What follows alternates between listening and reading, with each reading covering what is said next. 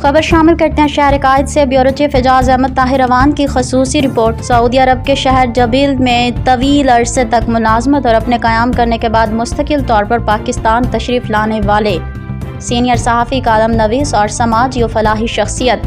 سفارت خانہ پاکستان کی طرف سے تبوک شہر میں پاکستانی کمیونٹی کے کوآرڈینیٹر سید شجاعت حمیدی سے آج ان کی رہائش گاہ پر تقریباً 40 سال کے طویل عرصے کے بعد ملاقات ہوئی۔ اس یادگار ملاقات کے دوران ولید اعجاز عوام بھی موجود تھے۔ سید شجاعت حمیدی 1973 میں سعودی عرب میں سعودیہ ایئر لائن میں ملازمت کے سلسلے میں تشریف لائے اور اپنی ملازمت کی ذمہ داریوں کے ساتھ ساتھ وہ عرب دنیا سے شائع ہونے والا پہلا اردو اخبار روزنامہ اردو نیوز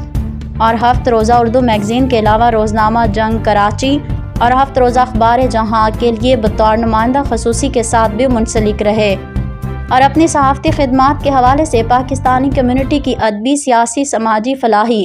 اور سفارتی خبروں کو اشاعت بھی کرتے رہے۔ اس طویل عرصے کے دوران وہ اپنے وسیع صحافتی تجربے میں گراں قدر خدمات کے اعتراف میں سفارت خانہ پاکستان ریاض اور تبوک کے مختلف فعال تنظیموں کی طرف سے اعزازی شیلڈ اور تعریفی سرٹیفکیٹ بھی حاصل کیے۔ سید شجاعت حمیدی سے ملاقات کا یہ سلسلہ تقریباً 1 گھنٹے تک جاری رہا اور سعودی عرب میں گزرے ہوئے یادگار دنوں کے حوالے سے ان دنوں کا ذکر بار بار کیا گیا ہے۔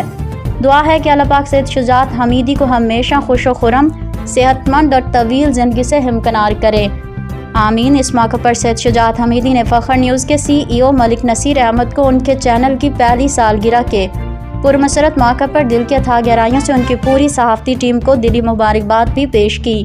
اور دعا کی کہ فخر نیوز کے لیے نئے سال 2025 کے لیے مزید کامیابیوں اور کامرانیوں کے نئے دروازے بھی کھولے، آمین۔